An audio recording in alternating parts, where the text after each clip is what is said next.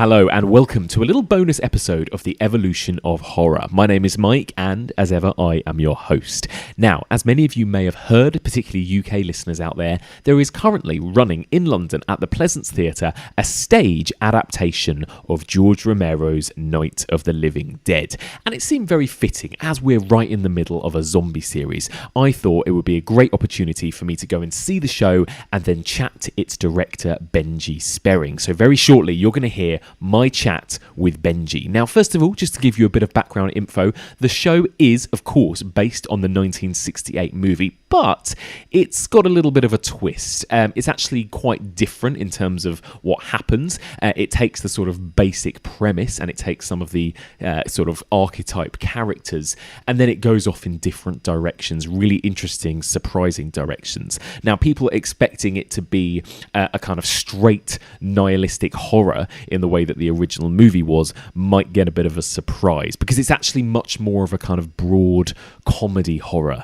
than anything else. But there is tons of fun to be had. I was sat with Jamie Graham in the splatter zone of the audience, which meant that we were both absolutely covered from head to toe in blood by the end, and it was a really, really fun night. So I got the chance to sit down and chat to its director, Benji Sperring, about how he decided to stage the show, about its influences, about its relationship with the original movie, and about his relationship with the horror genre. So here we go. Here is my chat with director Benji Sperring. Hello, Benji. Hi there. How are you? I'm all right, thank you. Good, Very good. good. So, first of all, congratulations on Night of the Living Dead. I had a fantastic time. Loved it. Just for people who haven't been to see it yet and maybe want to buy their tickets, tell us a little bit about it, what they can expect. So it is. It's based on George A. Romero's Night of the Living Dead, the seminal 1968 horror film that introduced the world to zombies, really, the way that we know them. And it takes that as a basis. So the first half we sort of recreate the show, or recreate the film on stage, and we bring the characters to life, and then that eternal question when you're watching a horror movie of what if they did that, when you watch something, it's like, why are you running to the garage? Of course, don't go to the garage, because and it looks at various different iterations of the story, and some of them are quite sort of mature, and then some of them get sillier, and just looks at how all of these play out, and the what ifs get more and more ridiculous as they go on, to see how they could have survived in the situation that they were put in, with varying degrees of success. Yes, absolutely. So for people who a lot of people, most people out there, especially people listening to this podcast, I'm sure have seen Night of the Living Dead, and it takes itself very seriously as a film, doesn't it? Tonally, how does your play kind of fit that mould? It's quite different, isn't it? Yeah, the first half, we tried to pay homage to Romero's work. And, I mean, the show the film from 1968, it was a trailblazer when it was created, but we've now got various different, repeats, and we've got remakes, and we've got the evolution that's come from that. And that means that when you put it on stage, I don't think you can do a faithful re-adaptation of it with the same intent, because times have changed, our understanding of the world has changed, and our understanding of the genre has changed. So from that, we then, the script itself and as a company, we just explored the idea that once you've paid the homage and once you've shown that you can set up a moment that was like Romero's, then it becomes a bit more elastic and you can sort of tease the things out. And I think that's quite a nice facet that we can explore now in sort of comedy horror in itself, because that self-awareness and that the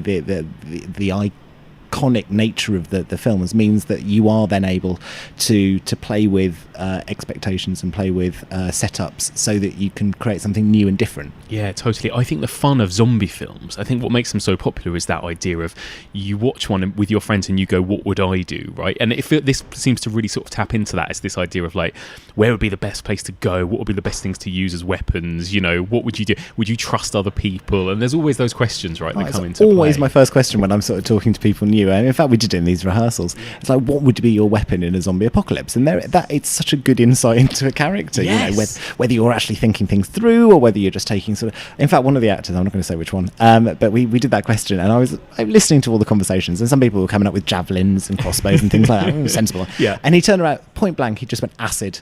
Oh, brutal.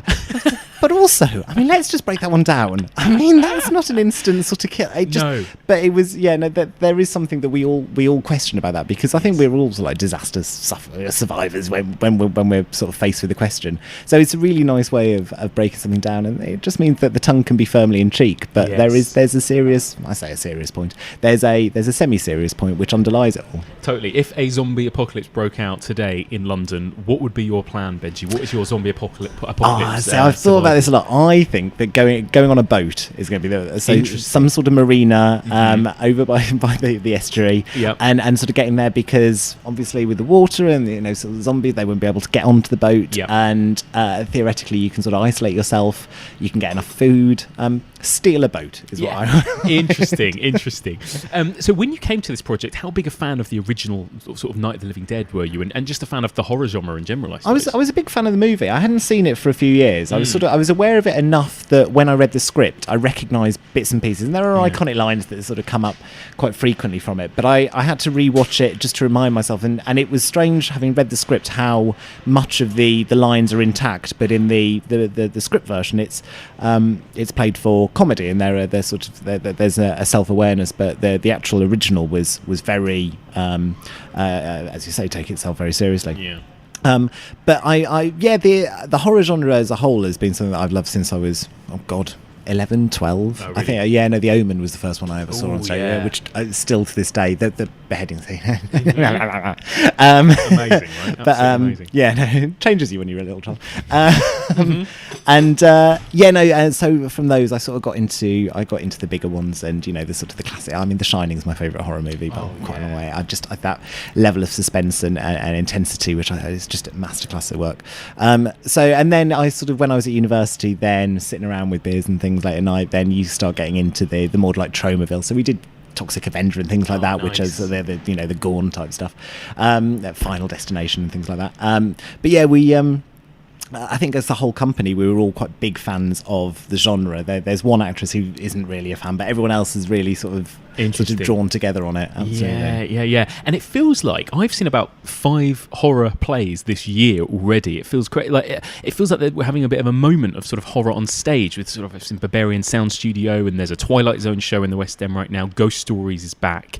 Obviously, Night of the Living Dead. There's a lot of it kind of out there right now, and it feels like at long last in a way, because I feel like theatre feels like the perfect vessel for horror in some ways, because there's a lot that you can do right as a director to play with your audience that you might not even be able to do with film, it seems like. Yeah, it's that immersive experiential nature that really that when horror comes into its own, and it's quite a difficult thing to cultivate in the theatre. The size of space and where the audience is seated and how you arrange that, it does all have a factor in it, and I think it's something which people can be a little bit apprehensive about, because also what I find scary and what you find scary and what anyone finds scary is so independent, subjective, and you can't please the masses with something, so you then have to sort of try and withhold certain things, but then by withholding people, some others will expect the more explicit type of horror, so even when you speak to horror fans, their expectations of what they're going in to see are going to be really different.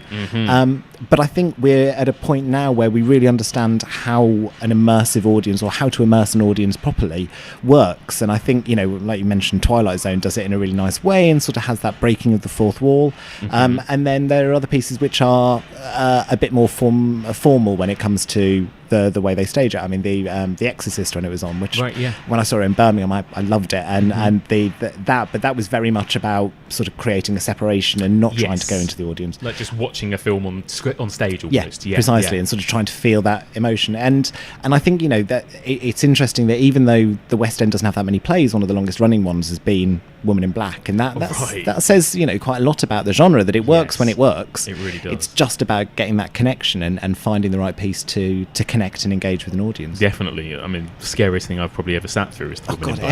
Everyone remembers it though, and that's the most amazing thing, that there is this show which has run for 25 years, and still every generation, when you're 16 to 18, I think most people go and see it when they're doing A levels.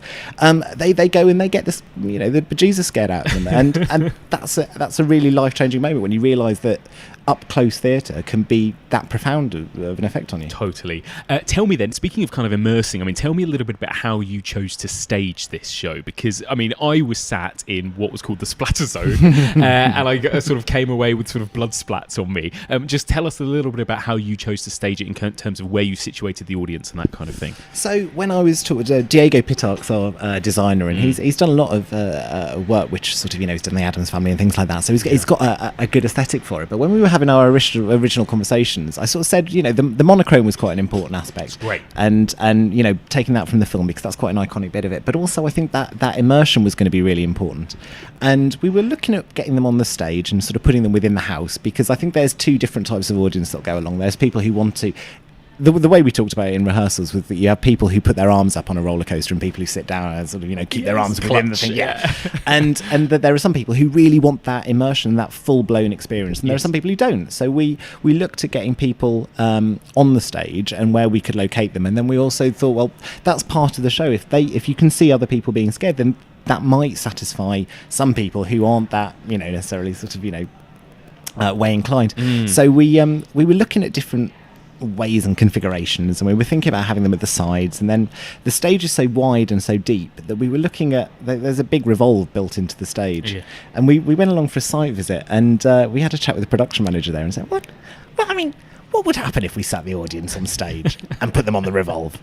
And he sort of paused for a bit, and I don't think there's a problem with that. So anyway, we took that as a yes, and we sort of built that into the world. So the audience sort of were then central to the drama, and it meant that we could actually play the area around the outside, so that their area was sort of for the actors in their heads, it's as though there are 20 empty seats there in this room.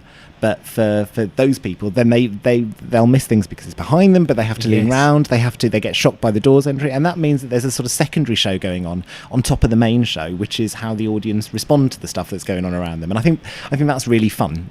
For me, it's always been the most entertaining thing when you see real people reacting to the world that's being built around them.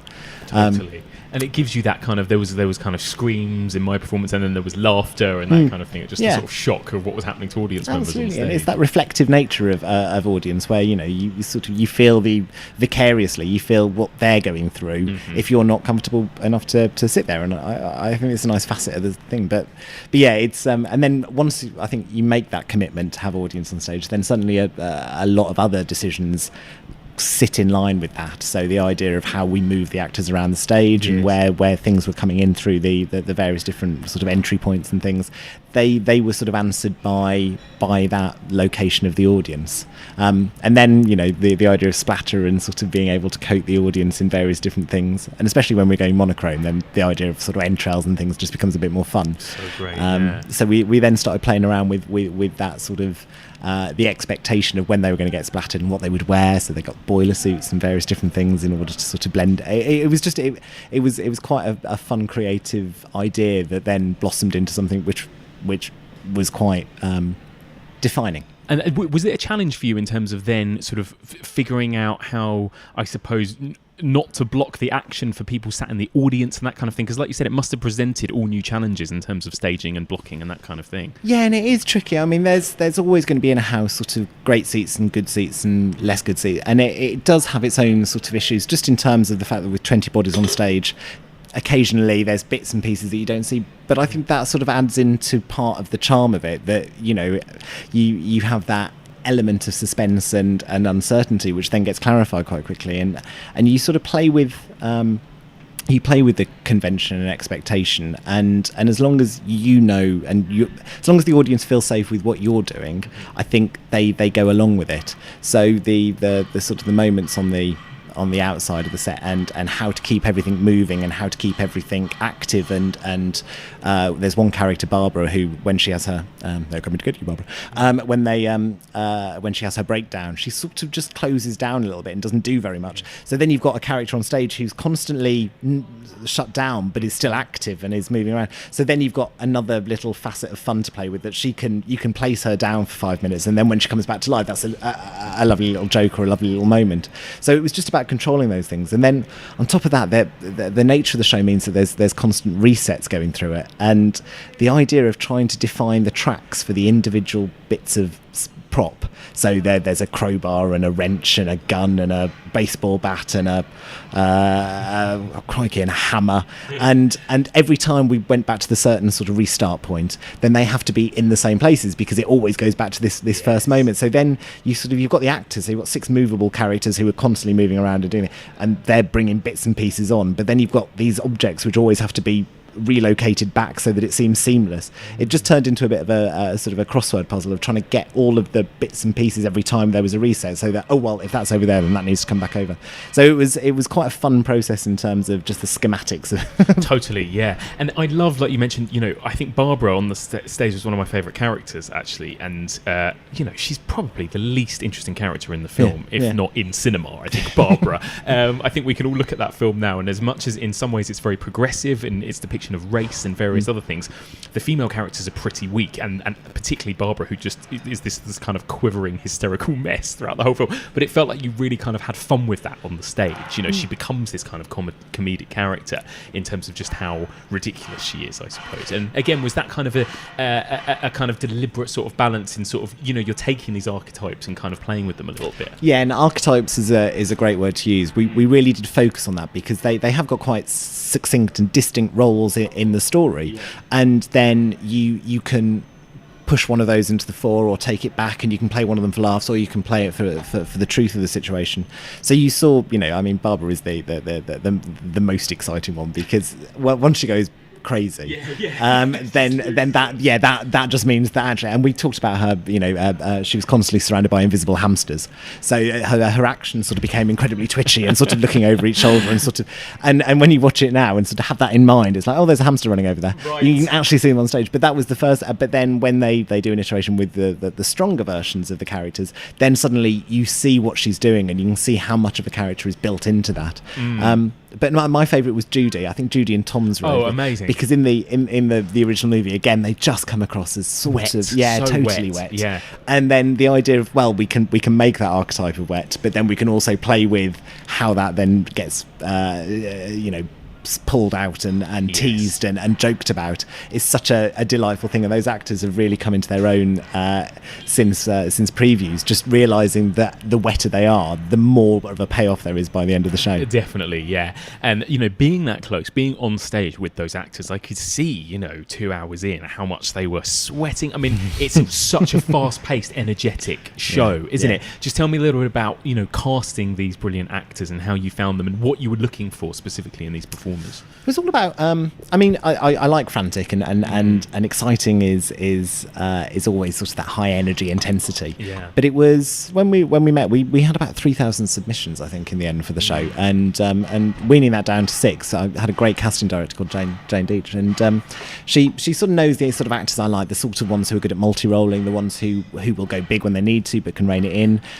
But sitting down and audition, the 15-minute audition, about 10 minutes of that will be just chatting to them, finding out about who they are, what sort of what their input into conversations is like, and whether they've got the funny bones and whether they are comfortable with that sort of stuff. And you just make a sort of judgment call based on how you think they will work together. We have a lovely collaborative company, and they're also supportive of one another, and they're also there's no sense of egotism. So if an actor can see in another scene, it's like, oh, there's a moment there that could be quite funny, then there's no sense of, oh, well, actually that's my moment, so I'm not going to do anything. Yes. Then it was a really collaborative spirit in the room.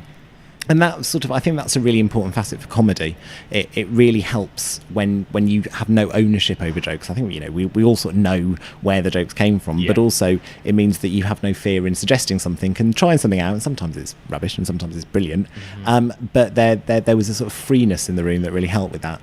And then on top of that, you've just got people who will make those big choices, because when you're putting the characters on stage, you kind of don't want anything to be lost, but you also know that you are doing a farce. And I think fortune favours the brave when it comes to that. So it was actors who would be prepared to put themselves out there a bit more, and then be able to be reined in. And certainly some of the actors put themselves out there.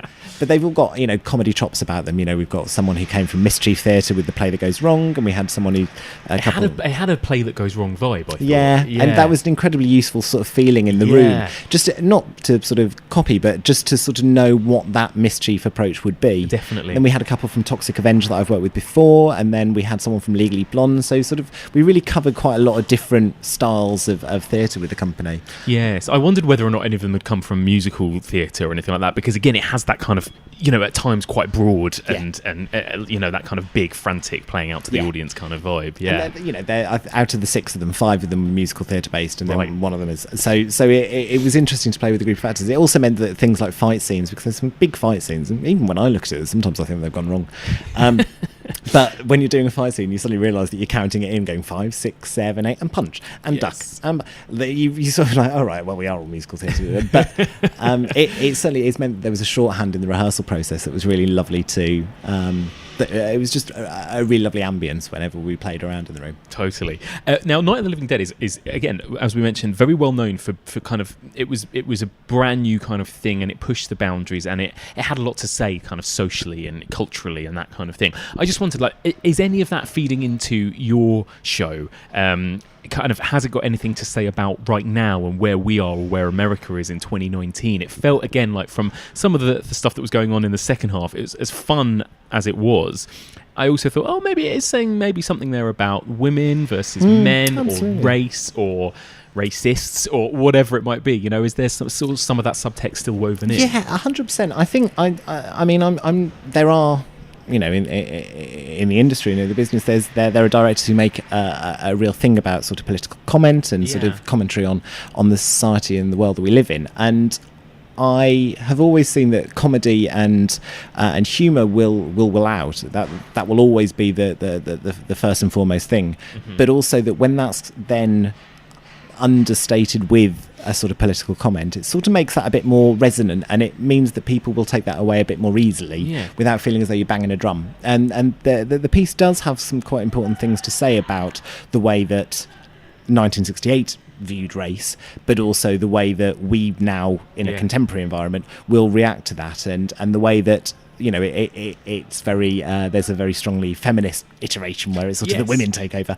But then it also calls out the fact that, well, without a certain working together, then that doesn't work. Right. And it does have those more subtle points that it's leading an audience rather than telling them what to think. And again, I mean, we are doing a piece of comedy, but there's no reason to sort of think that that's all we're doing. And we were quite clear on that as we went through, that this isn't the focus, but also the more that an audience takes away from that, the better, because that's sort of what Romero was trying to do. He wasn't, I don't believe, when he was making the film in the first place, he was making any sort of political points. No, not consciously. No, but we have now received them to be that, and we're in the benefit of our time. That means that where we can make them, it doesn't necessarily need to be as strong as some other pieces.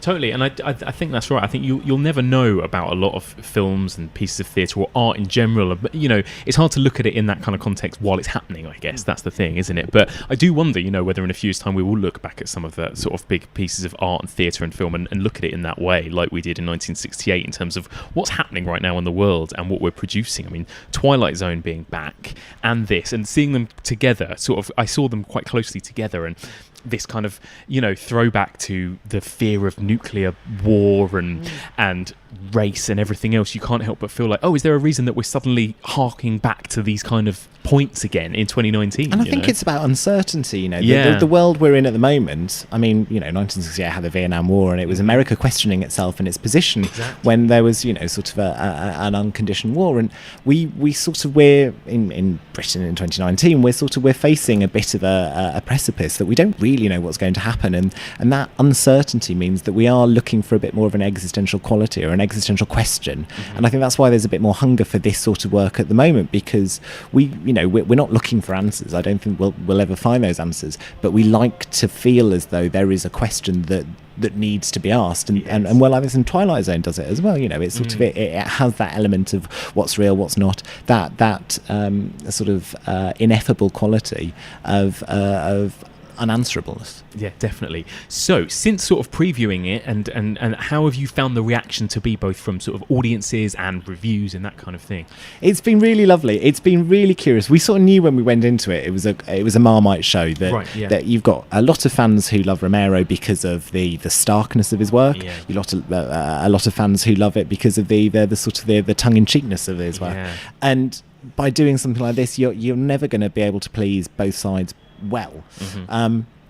But I think the audience reaction has been delightful. It's really nice when you sit down in an audience, you're not quite sure, and you can hear it in the room that there's relaxation, there's confidence, and there's humour, and there's warmth, and there's appreciation for the work. Mm-hmm. Reviews have been great. We've had a really mixed bag of it, and it's a full carousel from 5 stars to 1 star. Yeah. And I can't really ask for much more. I'd much rather create work that is exciting rather than and has a strong reaction, yes, rather than something that is sort of middle of the road Middling. and doesn't. Yeah. And it's been really nice to have that sort of level of strength of fervour, and to know that you've really annoyed some people because the work wasn't what they wanted it to be. I mean, that is the epitome of what art should be.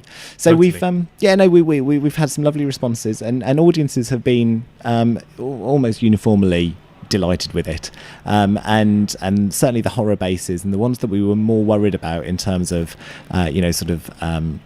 the more deep horror fans have actually come out, and they've had such a strong reaction to the comedy, and they've really enjoyed it, and that I think is a real testament to what we're doing. You can't really ask for much more than that. Definitely. And I think it's the same with cinema, right? When you take on kind of quote unquote genre, horror and comedy, that is usually the case, isn't it? That often they will be more crowd pleasing than critic pleasing, I think, and it is always going to divide people, because again, horror and comedy is something that's very subjective. And you sort of you hope as a director that you are creating something that people will remember and think about and will engage with, but you also know that there are going to be people who just won't get it, and that's fine too. It's curious when you read sort of 2 separate reviewers, and one of them will say so many things that are a positive, and then another person will say exactly the same things but as a complete negative. Right, and it's it's fascinating that you've had such a different experience for that the audience on stage has been really interesting, that some people have loved that and thought, oh god, it was really. Some people have said, I don't get it, I don't understand why they're there. They were just, and it's like, well, it depends on where you're sitting with that, but the nature of response is always going to be interesting. So how does it work? So then tell me, so when you've directed a show, do you go to every single performance now, or is that it? You've done your bit as a director and you kind of let it go? What happens? It depends on the piece. At the moment, I when you're doing a comedy like this, the actors may have a slight propensity, very occasionally, just when they get a laugh, that laugh gets a bit bigger, and that laugh gets a bit bigger, and then that laugh gets a bit bigger. And I did one show a couple of years ago, just more as an experiment. It was only a 4-week run, but I didn't give any notes to the run, and I just kept on saying it was fun. And by the end of it was interesting to see what they capitalised on and what they'd sort of moved away from. Right. And it is fascinating because there's such an instant feedback with an audience that you can see why that happens. So I sort of go in once or twice a week now just to sort of monitor and make sure that they're not getting too big on some of the jokes. Don't take the reins too much. Yeah, and also just to make sure that the intentions and the reasons that they're doing things are still really clear. I mean, this is a bunch of people who absolutely know what they're doing, so I'm not worried about it. But also there are moments that were quite important in the rehearsal room in the first week, but then they didn't realise we're maintaining a character throughout a couple of weeks, but by making a small slight change. So you do have these sort of just nudges every so often just to sort of push it back onto course. But then I just really enjoy seeing it, and I really like going to sit at the back and sort of because the actors do play, and there'll be nights where they sort of try something a little bit different just to see what happens, and suddenly it's like, oh wow, that moment was electric because everyone was playing and you were having fun, and the audience are really engaged with that. And then there are other times when you sort of go in and it's like, oh wow, that joke really didn't land today. There's a weasel gag, and and that's been the most fascinating bit to see, because some nights from the first time that goes, it's a weasel, and it goes weasel. Don't ask why.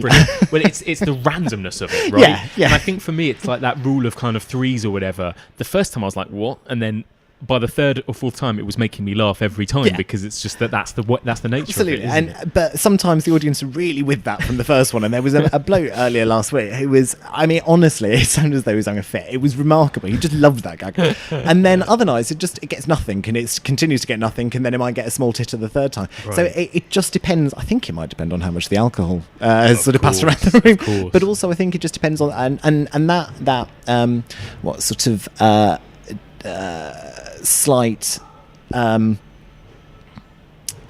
I can't think of the word, but the independence of the audience, the fact that they are so different from one night to another, and you can see that some nights they're really looking for the horror, some nights they're looking for the sort of the big gags, and sometimes they're looking for the more subtle humour. Like that makes the show different and exciting as a director to go and enjoy every night. Yeah, I can imagine. Yeah, it must be so exciting. And actually, I just want to ask you briefly, we talked about this before we started recording, but there are weapons, there's blood splatting, there's people on the revolving stage. Was this a health and safety nightmare for you as a director? I was saying that the Pleasance have been remarkable about this, because there are some production managers who will look at that and go, "Oh, you know what, mate? I don't think you can do that." And I honestly, it got to the point where I was like, "I wonder what else we can try. Like, just how much can we get away with?" They've been so understanding, and everything is health and safety to the nth degree, and they're really hot on that. But also, they're absolutely trying to help as much as possible. I think that's a really lovely environment to be in. That they just want everything to be as fun as possible. And when you set out with that idea that it's like we want to make this fun and engaged, then having a bunch of people who are like, all right, we'll make that happen. Yeah, no, we'll put them on the revolver. I'm sure that'll be fun. Yeah, no, we'll squirt them all with. Yeah, we'll put liquid on the stage. Yeah, no. Yeah, like that. It was lovely. In fact, the only bit that was difficult was there's one bit where someone has a lighter. And because of the synthetic wigs that we're using, we couldn't use the flame on stage. But apart from everything else, I think we use every trick in the book just to make sure. The part I was most worried about was needing the toilet, because they gave me this warning beforehand, like, if you need to leave during this, we have to stop everything. You will ruin the show. Yeah, literally, they were like, so just bear that in mind. Yeah. You'll stop everything. It'll be your fault. It did sort of. We were quite aware of that, actually, because putting audience front and centre and sort of in a I've had to, in fact, when we did Toxic Avenger at the Southwark, I remember during quite a big changeover scene where there were lots of costume changes, a bloke got up to leave the room to go to the loo, and instead of going out through the audience entrance, he went into the stage, and there was an awkward sort of moment of about 20 seconds where he just disappeared, and then he sort of quite awkwardly then came back into the space and then walked out the other door. God. But just all of us was like, oh, because I know there's nowhere to get out from that. So it's been, but knowing that there is something in place and the actors can deal with it if it stops it, but also just making the audience aware that if you stand up during a really critical part, you'll that's ruin it for everyone. And then putting 140 people in front of that is quite like... It's brilliant. That hasn't happened yet so far. No. An audience member hasn't stood up or anything. No, we're not quite sure what happens if they do. Well, they're actually very well behaved audiences most of the time, aren't they? I suppose because it's so engaging and it's quite a short show, so the first half is 45 minutes, the second half is about 48. so actually, because there's stuff always happening in the surroundings, then you don't, I think you and there's always that crippling fear that most audience members have is, oh God, please don't let there be audience participation in this. Please don't let them stand me up and make me do something. Also, weirdly, the other thing is that we don't give anyone alcohol on the stage. That's quite an important thing. That's true. Turns out they don't need the wing. It's quite useful, actually. Yeah, exactly. Amazing. Benji, so just tell me one more time, where can people, how much longer is this show sort of running for, and a ticket's still out there if people want to come along? So we're running until the 8th of June. There are tickets still available. Splatter Zone is filling up. Book early to avoid disappointment. But we're doing 8 shows a week. We're doing Tuesday, 2 shows Wednesday, 2 shows Saturday. We're doing a Sunday 5 o'clock show, so an early one if you're coming from out of town. Brilliant. But it's at the Pleasance up in Caledonian Road. Lovely little venue, which is sort of hidden away a little bit. And really lovely theatre. It really deserves to come to the fore because it's just it's got superb comedy. It's got a superb bar. Like it's a really lovely event space. Awesome. And 7:30 every night. Amazing. Final question for you, Benji. What is your favourite zombie movie? I attempt to say Shaun of the Dead because that just really gets me. But I think if you're looking at traditional, I'd say Dawn of the Dead. Yeah, interesting. Again, that's the commercialism of Romero, but I think that's probably my favourite out of his work. It's got it all. It's a classic. Yeah, it really is. Amazing. Benji, thank you so much. It was a real pleasure.